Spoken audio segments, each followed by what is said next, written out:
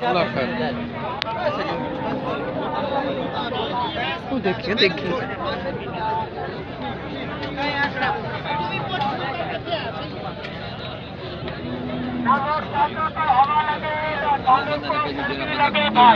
गर्दन वाला निकाल आ गया सर्दी का दुश्मन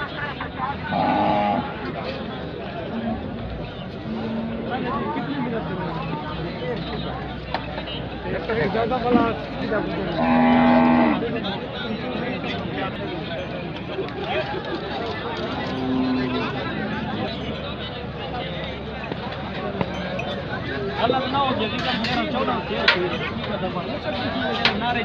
ਹੁਣ ਪਤਾ ਨਹੀਂ ਸੂਈ ਆ मेरा वैसे कितने दी हाँ ना कितने दी